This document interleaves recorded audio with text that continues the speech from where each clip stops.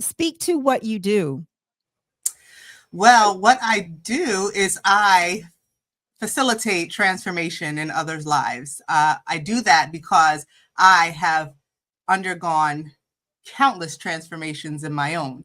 And so by doing so, we develop the tools, we develop the, just the experience of knowing what it takes. And transformation is pain. It's painful. It's not, it's not an easy thing. It's not a walk in the park. It comes with a lot of pain.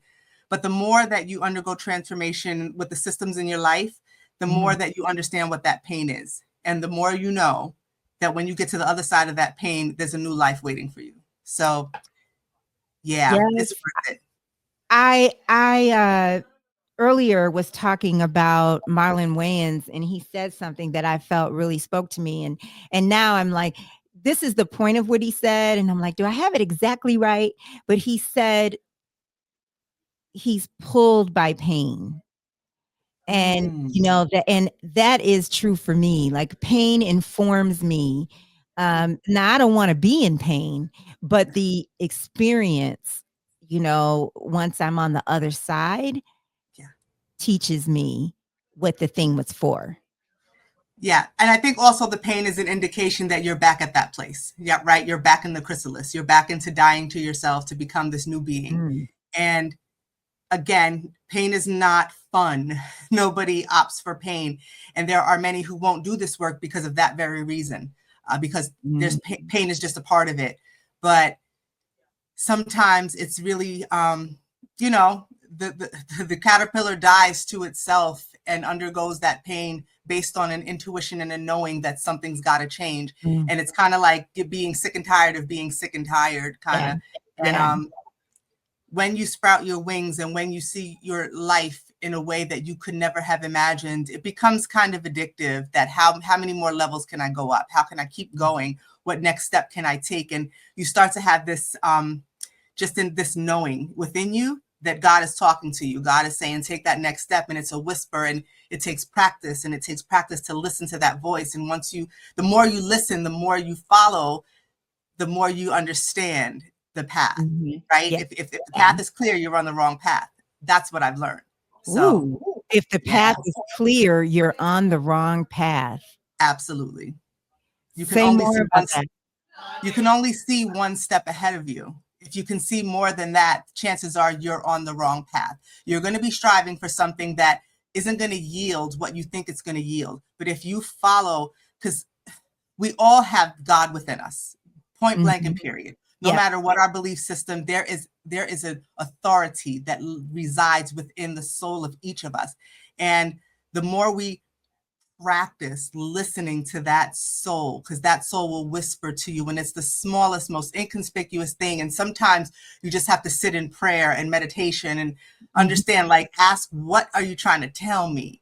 And then Mhm. take that next step. And sometimes you resist, and second chances are a thing, thankfully.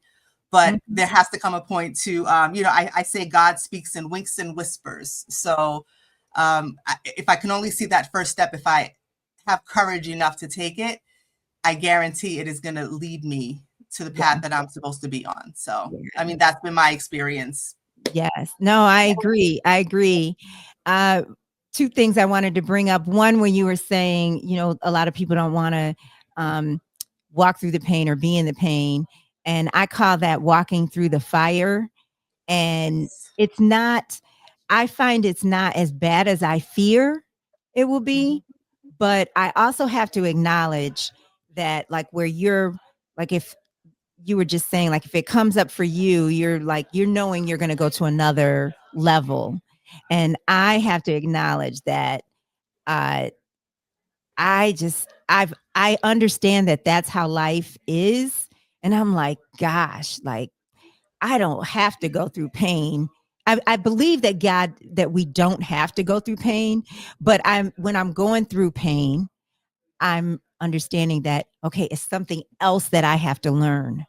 Mm-hmm. And I'm like, gosh, like, it never stops. Like, Yeah. it's always something else, like, you get it down. And so therefore I do understand how a person could get to a certain age in life and and then all of a sudden they might have to consider the idea that, hey, this wasn't the best way for me, the way I've been doing this my whole lifetime, and they might be at an advanced age.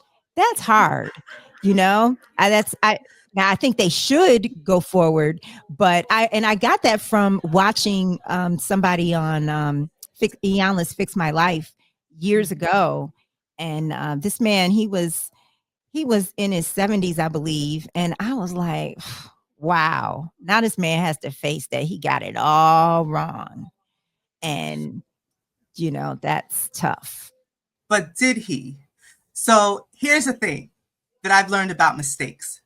Mistakes are living life, and we call them mistakes because we like to label things. It makes us feel better. But if you don't know that you did something wrong and then you made a choice, and that's that. And we can sit there and say we made a mistake, but according to whom, right? Mhm. We label that a mistake because it didn't yield the outcome that we had hoped. And that's why we Yeah. label it a mistake. Yeah. But the truth of the matter is it's experience. And as you're talking about that, it's so interesting because I know a lot of people liken the butterfly to transformation. But girl, when I tell you my most favorite symbol of transformation is the dragonfly. Yeah. And I'm going to tell you why.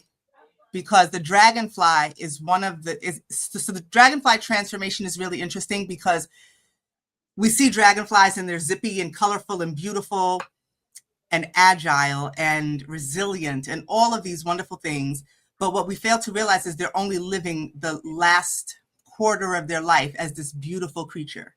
They've actually spent most of their life as a little worm called a nymph under a pond in the darkness, for most of their life.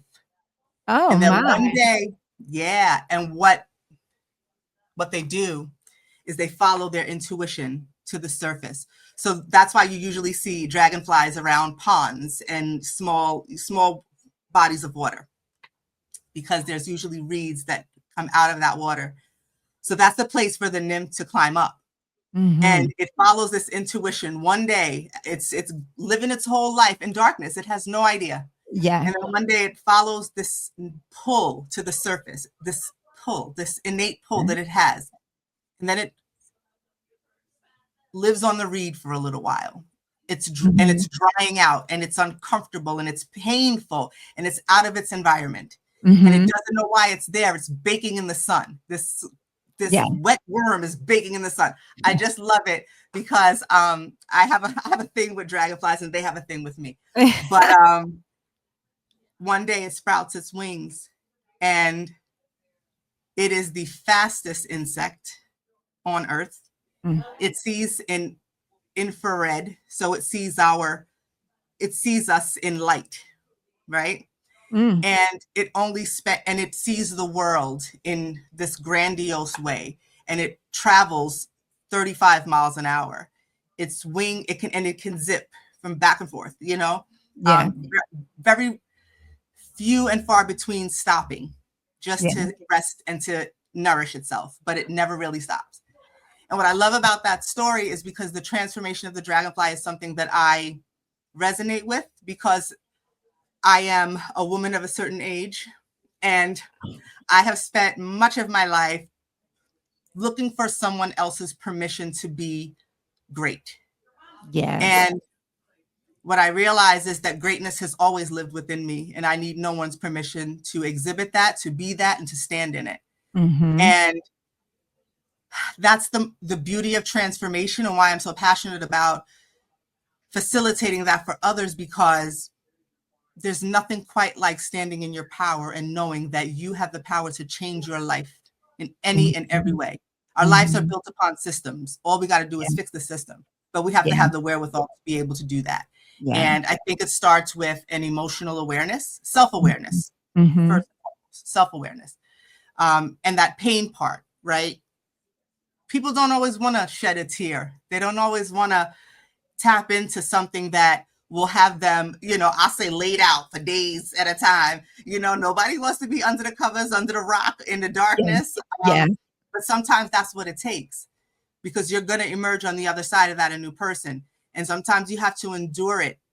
And I have come to find, because I would hold back my tears, I didn't want to burden anybody with my feelings and tears. And, you know, I have feelings. We're human. We all have them. We all have emotions. And it really would do us a lot of service if we got to know them well. They visit us and then they leave, but they visit us for a purpose.